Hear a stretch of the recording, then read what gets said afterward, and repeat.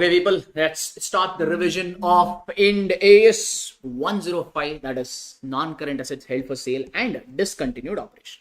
So let's break this down into two parts. One is non-current assets held for sale, another one is discontinued operation. First, we'll talk about non-current assets held for sale.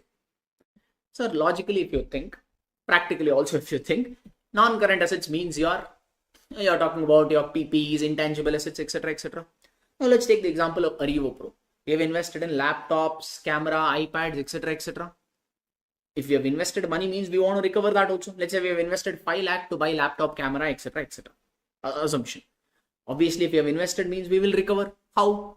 By giving classes, by conducting coaching classes. Yes or no? That means what? The primary intention. If you have invested any money in non-current assets, they will be primarily recovered. Their value will be primarily recovered through using the asset. Yes or no? But look at this heading. What is this heading? Non-current assets held for sale. If you want to call any asset as non-current assets held for sale, no, then the intention, the primary intention is the value will be recovered not by using, but by selling. If you want to classify any non-current assets as held for sale, okay, that means the value of the non-current assets will be primarily recovered not by using it, but by selling it. If you're using it, then it is your normal non-current assets. If you're planning to recover through selling, then only it will be classified as non-current assets held for sale. Okay. Then it is disposal group. Sometimes what happens, an entity may not sell just one asset. They may sell a group of assets. One division they may sell. The division may have various assets, various liabilities also. That we call it as disposal group. Disposal group will not just have assets, it may have some liabilities also. It's basically one division. The division ka assets and liabilities put together, we calling it as, or the division ka name here we are referring to as disposal group. Okay, sir. All right. Okay. Next is, sir, when can you classify an asset as held for sale, sir? Sir, if you want to classify non-current assets as held for sale, there are some conditions. That for class purpose, we used to call it as CPMBASW. Do you remember? Yes. So one is C. C for it should be sellable in present condition. It should be sellable in, first maybe ones I'll call out, then we will slightly look at it and then maybe take up some questions. One, it should be sellable in present condition. Sale to be highly probable. If you want to prove sale is highly probable, then MBASW has to be classified. M for management should be committed to sell. An active program to find the buyer is already initiated. Then A product is actively marketed at reasonable price compared to its fair value. Then sale to be S. S for sale to be completed within 12 months from the date of classification. W, plan not to be withdrawn. So if all of this is satisfied, then only you can classify it as non-current asset is held for sale. Okay. All right. So what is this first condition? Let's go for it. C for it should be sellable in present condition. Sellable in present condition means the way it is, that's the way you should sell it. Like, let's say we have a building. So building has only one floor, ground floor. The one entity is there, X Limited. They own a building which has only one floor, that is ground floor. So they want to sell this building, but they don't want to sell it as it is. They want to construct one more floor and then sell. Currently, there is only one floor, that is ground floor. They want to construct one more floor and then sell. Can you classify this? Can you classify this as held for sale today? No. If you want to classify it as held for sale today, it should be sellable in present condition. Is this asset sellable in present condition? No.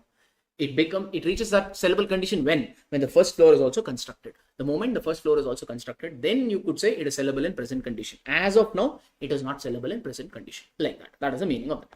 So next is what? Sale must be highly probable. If you want to prove sale is highly probable, then further conditions should be satisfied. If you want to say sale is highly probable, one, M for management should be, sir, is this marathon class helpful for first time preparation people?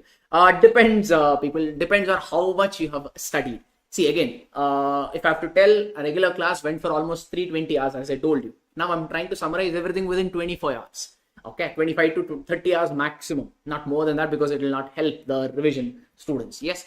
Okay, now if you think about it, the almost 10% of whatever we did, we are trying to do it in revision. Yes. Concepts, that's the reason I'm discussing everything. Problems, I'm picking up a few. Okay. Sometimes what happens, whatever problems we have discussed, that only comes off. So in that case, it might help. Okay. But if you have not gone through anything, then I don't know. I suggest you watch it, then just take a call. Maybe you'll have to do a little extra preparation. Okay. So just go through this, practice a little more question, that might help. All right, a little difficult to say, dude. Okay. P for the sale should be highly probable. And when can you say sale is highly probable? Further condition should be satisfied. One is M. M is for management should be committed to sell. So when can you say management is committed to sell? One, they should have made the intention to sell very clear. they should have made a public announcement that I want to sell this, like that. Or they've made the plan, or they've actually started implementing the plan. Some evidence should be there saying that management is committed. Like, or probably if they've given an advertisement in newspaper saying this division we want to sell, that is good enough conclusion to say that management is committed to sell. That is one. B for active program to find the buyer is initiated.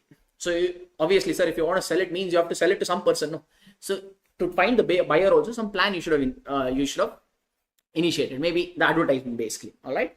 A for asset should be actively marketed at reasonable price. So let's say the fair value of this building is 10 lakh rupees. But you are marketing this product. You have started the marketing. Management wants to sell also. They want to sell it for 25 lakh rupees. Will it work out? The fair value of the asset is only 10. But they are marketing it for 25 lakhs. Will anybody buy 10 lakh worth of asset for 25 lakh? No, that means this is not that. Okay, so you should actively market it at a reasonable price. And it should be reasonable compared to fair value. Like if the fair value is 10 lakh, maybe you can market it at 10.5 lakh or 9.5 lakh, like that. Okay, not significantly higher than fair value. Then nobody will buy. Then S for sale to be completed within 1 year from the date of classification. If you classify an asset as held for sale, then within the next 1 year, you should have sold off that property. That is one. W for plan not to be withdrawn. If you make a plan to sell that, you should go through with the plan. Later on, cancel it. It's like exam. Now you have registered means you have to compulsorily write. You cannot back out of the exam now, no matter what. Like that. So that is what. If all these conditions are satisfied, or the day all these conditions are satisfied, that day you will classify a non-current asset as non-current asset held for sale. Okay. There are certain exceptions. So one of the rule for non-current assets held for sale was what? You have to sell it within 1 year. Today, if you classify it as held for sale, within 1 year, you should sell it off. There is one exception to this rule. Okay, exception to 1 year rule. That is, if the delay, meaning you classified as property as non-current assets held for sale today, that means within 1 year you need to sell. Suppose you are not able to sell within 1 year, means what to do? Meaning that property got delayed. The sale got delayed. So the standard says if the sale have got delayed, but the delay is due to reasons beyond entity's control. The delay was not due to entity's mistake. It was beyond entity's control. Like let's say entity wanted to sell a property. COVID happened. Due to COVID, they are not able to find any buyer. So whole plan become chaupat, Tirupati toss, goinda. All right. So if the delay is due to circumstance which is beyond entity's control, and if there is sufficient evidence that entity still wants to sell, but it has got slightly delayed, and the delay is not due to entity's mistake, it is beyond entity's control. Even in that case, classification. Though you have delayed it beyond 1 year, the classification of non-current assets held for sale can still continue. You don't have to reverse it. Okay, that is one exception given. All right. Next one is asset acquired for resale. So we purchased a building. Okay, not to use it, but immediately sell it. We purchased a building. We found it to be having a good value. Maybe the worth of the building was 10 lakh. We got a good deal for 7 lakh. So we thought we'll buy it off. Then we immediately will sell. So we purchased a building with an asset with an intention to resale. So if this is your intention means, let's say, I'll build an example here. Let's say a building we have purchased with an intention to resell it, not to use it at all. We bought it with an intention to, we want to sell it off only. All right. But we don't want to sell it as it is. We want to increase its value. That means we want to do some interior work on this. Interior work is little shabby. So we want to do some interior work and then sell it. Okay. That's the plan of the company. Let's say this is X Limited. Now you tell me, is this building a non-current asset held for sale today? Today you purchased it. You want to do interior work and then only sell. That means today, can we classify this as a non-current assets held for sale? No. Why? Sir, one of the reasons to classify non-current assets held for sale is what, sir? It should be sellable in present condition. That means as it is, you need to sell. As it is, are you selling or you're doing some interior work? You're doing some interior work. That means literally interpreting the normal provision, it is not a non-current assets held for sale. But for this property, standard has given an exception. Why did you purchase this property? With an intention to sell it. If your intention is if you purchase this property with an intention to resell, that means extra time of 3 months is given. Though today it is not held for sale, though today it is not sellable in present condition, 3 months extra time is given to satisfy the condition. The CPA, MBA, SW condition is there, 3 months extra time is given to satisfy the condition. So today itself, you can classify it as held for sale. Okay, but all that condition should be satisfied within 3 months. That is the extra leeway. But this is not given for every asset. This is only given for those assets which are acquired for resale. So classified as a held for sale at purchase date itself, even provided the condition is satisfied within 3 months. So if you purchase today itself, we can classify it as held for sale, but meet the condition, satisfy that condition within 3 months. Extra leeway. Okay. All right. Next, one more thing is, sir, let's say our year is ending on 31st March 2025. Okay, we are preparing balance sheet on this day. On this particular date, let's say it was not a non-current assets held for sale. It was not a non-current assets held for sale because the condition were not satisfied. Okay, all right. Now, after the year ends, obviously audit will happen. Then the board of directors will approve the financial statements. Let's say financial statements got approved on 31st July 2025. This is the date on which financial statements got approved. Okay. So let's say in between these two dates only, on 30th June 2025, let's say non-current assets non-current asset became held for sale, meaning all the condition got satisfied. On 31st March, condition was not satisfied. On 30th June, condition got satisfied. Since condition got satisfied, you are classifying it as held for sale. And this condition got satisfied before the approval of financial statement. Now the question is, in this particular balance sheet, 31st March 2025, how should we disclose this asset? How should we disclose this asset? Should you show this as a non-current asset or should you show this as a non-current assets held for sale? Both has a different meaning. I'll tell you what is the implication of or accounting implication of non-current assets held for sale in a bit. But first, the classification. How should we show is? What the standard says is, normally we see this in Ind AS 10, events occurring after reporting period, adjusting event, non-adjusting event and all we have studied. So what the standard says is, check on the balance sheet date what was its condition. On the balance sheet date, what was its condition? It was not a non-current asset held for sale. That means you will show, when you prepare balance sheet, you will show this as a non-current asset only. You will not show it as non-current assets held for sale. You will show it as non-current asset itself.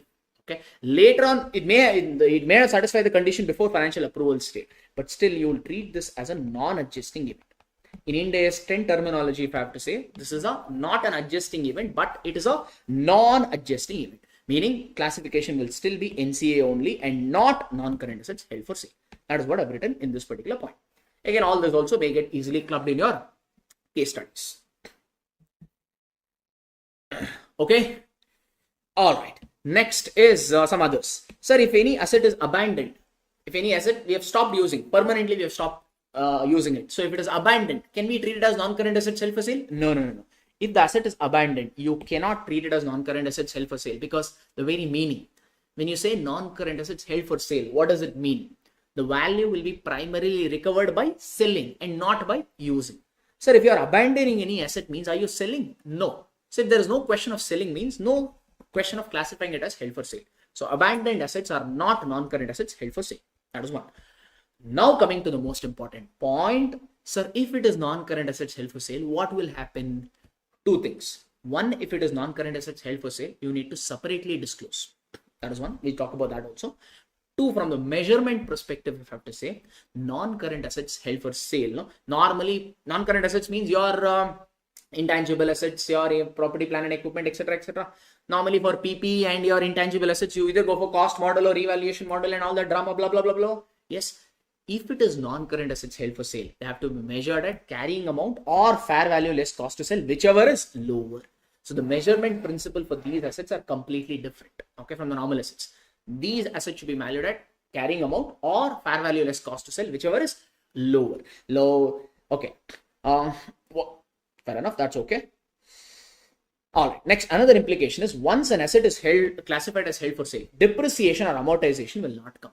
Today, if you classify an asset as held for sale, anyway, you're planning to sell it. No? So depreciation will come if you're planning to use it. Okay.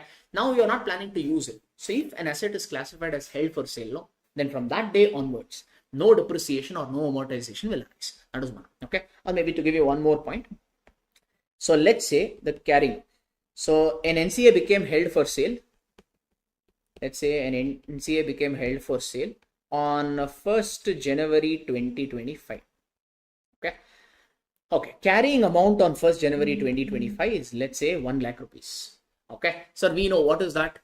Sir, if it is classified as held for sale, then we value such property at carrying amount or fair value less cost to sell. Let's say fair value less cost to sell on the same date was 80,000. Okay, that means you are currently showing the asset at 1 lakh, but as per Ind AS 105 provision, you have to show it at lower of these two amounts. That means henceforth you have to show the asset at what value? You have to show it at 80,000. But currently you are showing it at 1 lakh. From 1 lakh you have to reduce it to 80,000. That we call it as impairment loss. So you will book this 20,000 as an impairment loss. Normal. The way you are doing impairment loss, same thing, you will be booked as an impairment loss. That's what I'm trying to say. Okay. So that means can you reverse also? Yeah, we'll talk about it in a bit. So this is one. All right. So NCA held for sale should be valued at carrying amount or fair value less cost to sell, whichever is lower. And once you classify, no more amortization will arise. And as I told you, these assets should be shown separately. Non-current assets held for sale and disposal group assets and liability to be present separately from other assets in balance sheet. So you cannot club this with other assets. It has to be shown as a separate category. You have category as non-current assets, one separate category for current assets. Like that, you need to make a separate category for this non-current assets held for sale and show it separately. Disposal group means one division. The division will have various assets and various liabilities, right? So disposal group asset also should be shown separately. So disposal group ka asset and disposal group ka liability should not be netted off. Liability should be shown separately under the liability side. Asset should be shown separately on the asset side. Okay, you cannot club it with other assets also. You should show it separately. Within them also, you cannot net off. You have to show it separately. So this is the presentation aspects. Okay, impairment loss I've already told you. Initially and subsequently, whatever write down is there, you have to measure it at impairment loss. So what is the subsequent write down? This is the initial write down that I'm talking about. On the day you classified, check. If carrying amount is greater than fair value less cost to sell, you will book it as impairment loss. Let's say at year end. Year end means, let's say our year ends on 31st March 2025. That means now NCA is held for sale is, or carrying amount of NCA held for sale is how much, sir? You already booked an impairment loss. It became 80,000. At year end, again, you check fair value less cost to sell. Every year end, you have to measure it at fair value less cost to sell. Initially also fair value less carrying amount of fair value less cost to sell. Subsequently also same thing. At year end, again, you check, let's say fair value of cost to sell has become 70. Currently, you're showing it at 80. Fair value less cost to sell is 70. The lower of the two is 70. That means again, you'll book an impairment loss of 10,000. This is initial impairment loss at initial. This 10,000 is impairment loss at year end. So both you'll book it as impairment loss. All right. Okay. Next, if subsequently fair value less cost to sell, okay, if I take it further. Okay. Next, let's say year 2 ka end. Normally, you have to sell it off within 1 year. But I told you, if the delay, if you are not able to sell it within 1 year due to circumstance beyond entity's control, then you can still classify it as NCA held for sale only. Next is second year end, that is 31st March 2026. Okay. What is the carrying amount, sir? Carrying amount of NCA held for sale right now is 70,000. It's a fair value less cost to sell became 1 lakh. Okay. Now what? All right. Now, initially, now what? Now, is there any impairment loss? No, you're showing it at 70. Fair value less cost to sell is 1 lakh. So there is no further impairment loss. But hang on. You have booked impairment loss initially. How much impairment loss you booked initially? First, initially 20 and subsequently 10. So totally you booked 30. So whatever you booked 30, no, that can be reversed. That's what they're trying to say over here. Subsequent increase in fair value less cost to sell can be recognized or can be reversed. Whatever impairment loss, if there is subsequent increase in fair value less cost to sell, then whatever impairment loss you booked earlier can also be reversed. Okay. All right. Then there's impairment loss. Sir, if the impairment loss is related to individual asset, it's okay. But here are we talking only about individual assets, or there's a concept of disposal group also? Disposal group is like your CGU. It'll have one asset or it'll have many assets. So it'll have many assets. Now here also you're calling it as impairment loss. No? Suppose this is an impairment loss of disposal group means, that means you have to allocate same allocation rules. What are the allocation rules for impairment loss we said? First allocate it to goodwill, then to the other assets in their carrying amount ratio. Here also, if there is any impairment loss related to Ind AS 105, we are not talking about Ind AS 36 ka impairment. We are talking about Ind AS 105 ka impairment.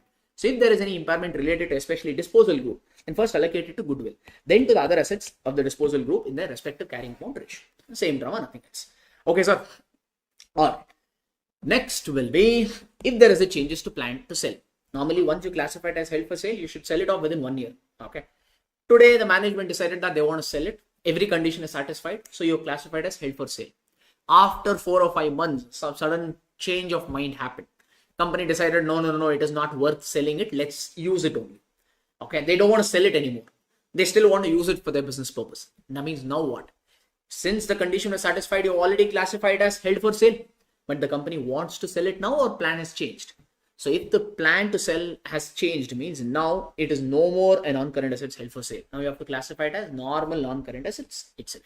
Okay. And how will you value it? Same drama. What is that? Reversal wala drama. If Ind AS 105 provision was not applied from the beginning, what would have been the carrying amount?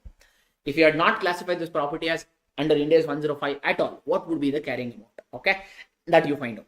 And leave this. Now, if Ind AS 105 was not applied, means normal amortization, normal impairment and all you would have recognized. Okay, do that. And recoverable amount you find out, whichever is lower.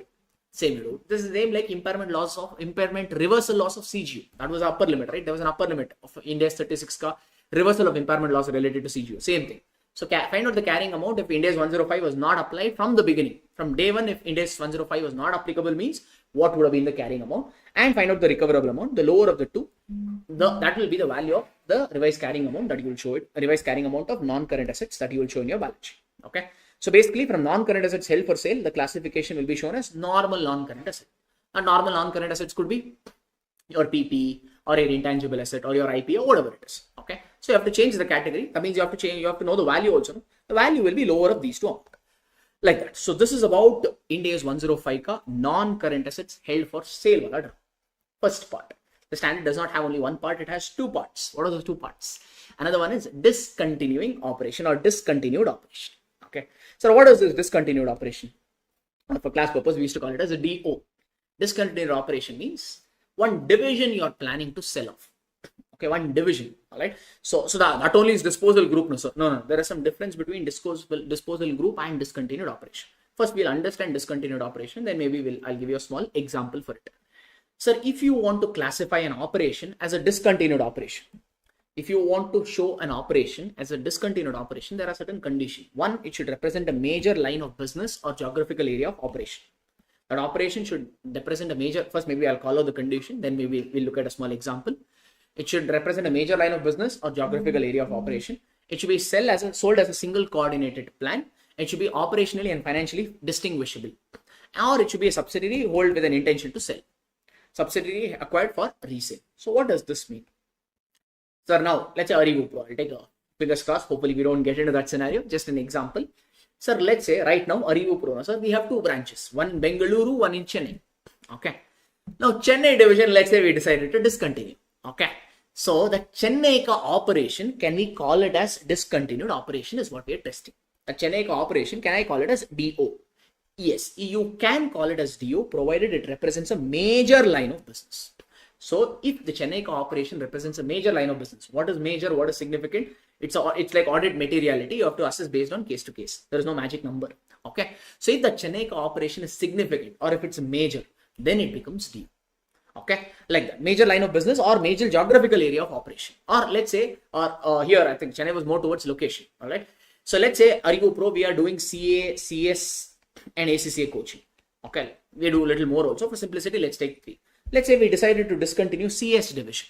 Okay, so CS division cooperation, can we show it as DO? Yes, provided CS represents a major line of business. If CS is giving us a major chunk of revenue, then discontinuing of CS represents a DO. That is major line of business. Now going back to that example, we have a branch in Bengaluru and Chennai. So if Chennai branch cooperation, if you are shutting down, so Chennai branch can be treated as DO provided it represents a major geographical area of operation. Now we have two geographies, one Bengaluru, another one in Chennai. So if Chennai cooperation is a major line of business means it's the same. In Chennai also we give same coaching, same course. But Chennai cooperation, you can call it as DO provided Chennai gives us a significant amount of revenue. That should be the case. Either location wise it should be significant or product wise it should be a significant. That's what in simple terms it is trying to say. Second one is it should be sold as a single coordinate plan. Division means it will have various assets, liabilities, expense, blah, blah, blah. You should not sell it on an individual basis or piecemeal basis.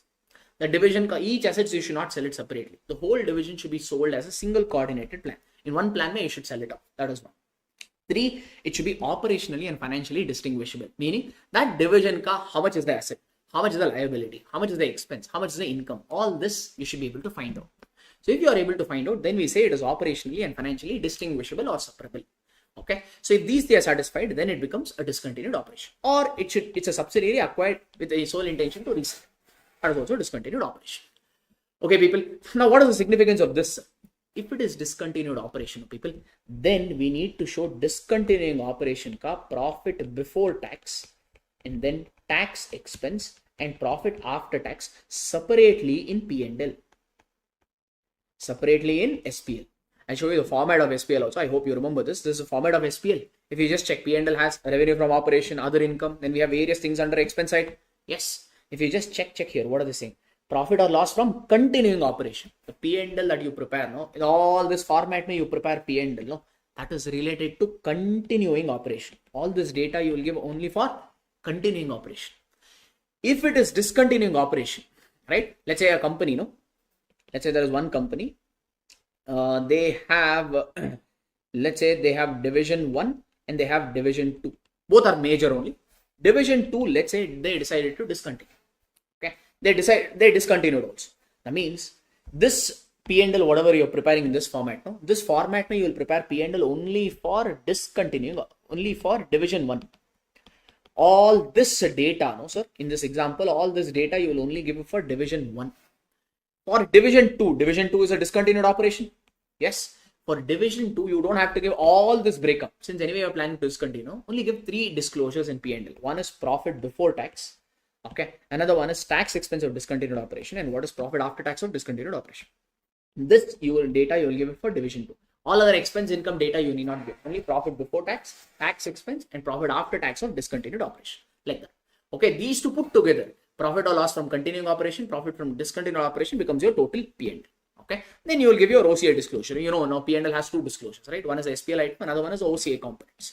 Then you'll give the OCI components wala disclosure. So that is about it. So that is the reason we need to know whether it's a discontinued operations or not, because it affects your P&L preparation. Okay. So what is the difference between disposal group and discontinued operations? Sir, disposal group means group of assets. Disposal group means a group of asset and liability. A group of asset could be a major or it could be a minor. A group of asset could be a major or it could be a minor. So let's say one division you are planning to sell. That division represents a major line of business. One division you're planning to discontinue. Let's say division 1. Okay. That represents a major line of business. So obviously disposal group means group of asset. Here this division 1 is one group. That means this particular division 1 is it a disposal group? Yes. Because it is a group of assets which you're planning to sell in one group. That's the reason it's a disposal group. Is it a discontinued operation also? Yes. Why? Because it represents a major line of business. That means in this case, is it a discontinued operation also? Yes. That means this affects your disposal group, assets and liability come in balance sheet. Discontinued operation affects P&L. That means both the components will get affected here. Okay. Suppose, let's say division 1 is not so major. It is not a major line of business. It's not a major line of business or geographical area of operation. It's a group of asset, but the group of asset is not so significant or not so material. Okay, but it's still a group. That means, is it a disposal group? Yes, because you're not selling one asset, you're selling group of asset. So is it disposal group? Yes, but is it discontinuing operation? No. Why? Because it does not represent a major line of business. That's a distinction. Okay, so all right, disposal group can also be DO or it may not be a DO. Okay, that you have to analyze based on case-to-case facts. So this is the significance of Ind AS 105 and its accounting. Okay, now can we run through certain questions? All right, so let's go over question number 4, people. 1 second. Put some water up. Just 1 second, I'll get some water.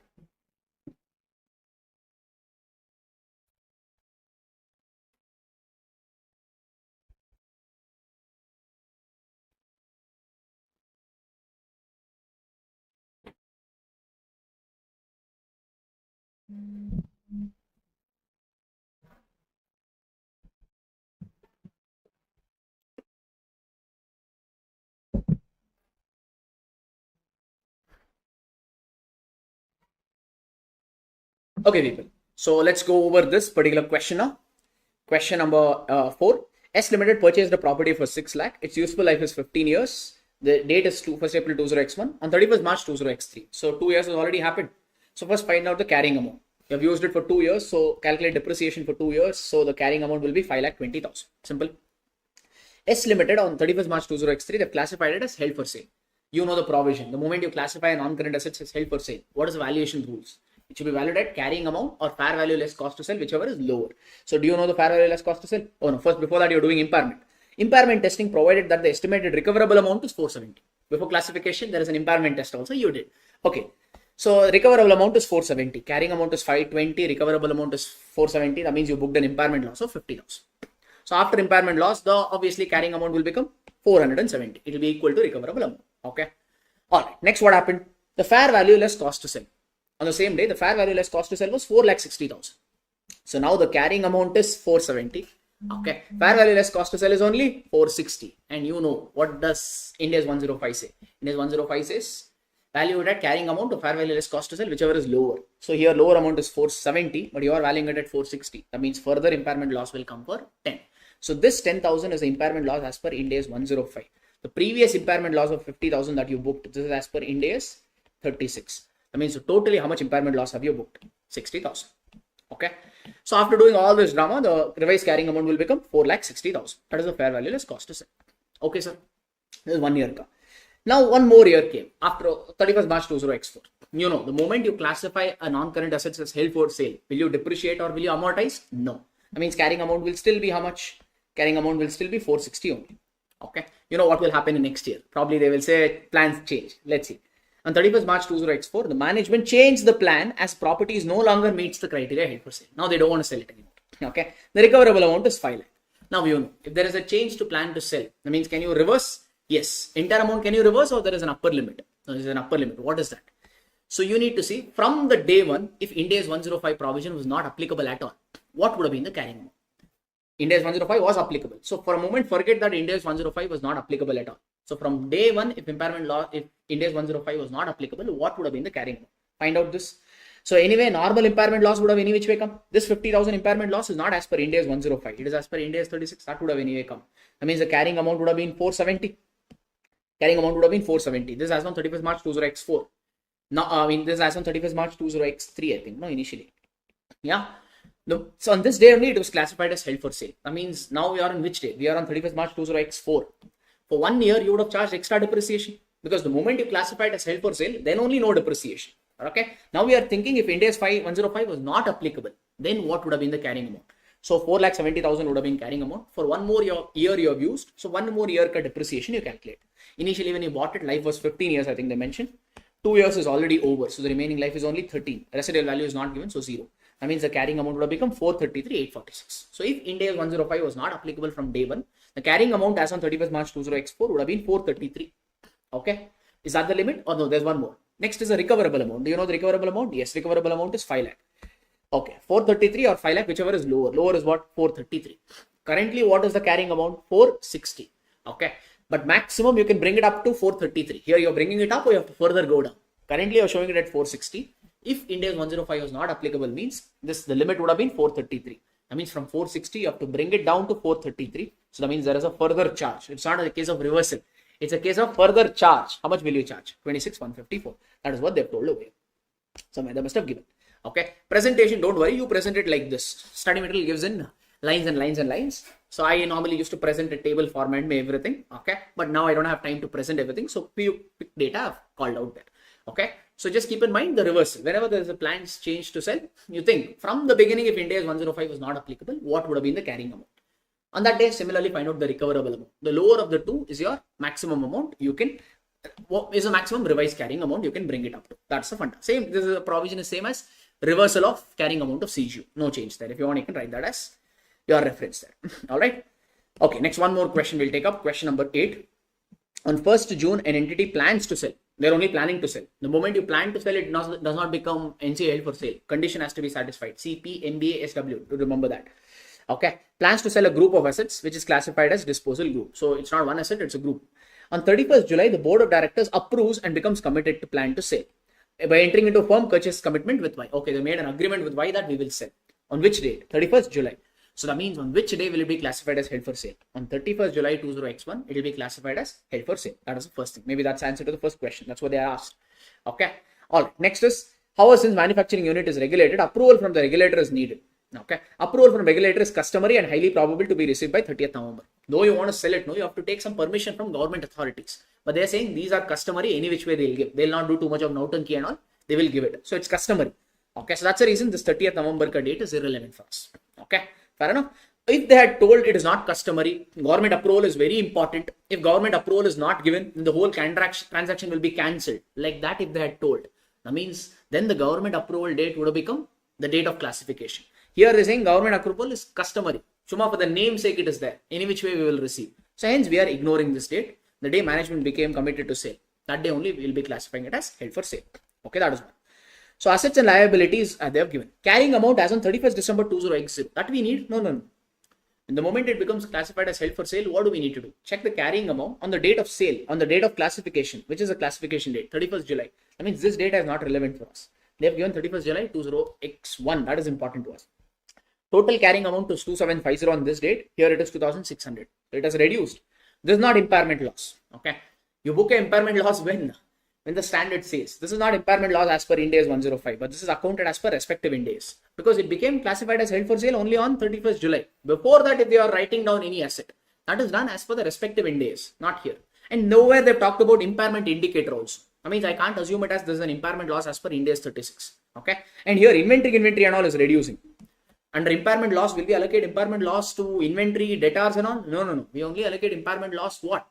To PP intangible assets. Yeah. So that means this reduction from 2750 to 2600, it as per the respective Ind AS, this is not impairment loss. Okay.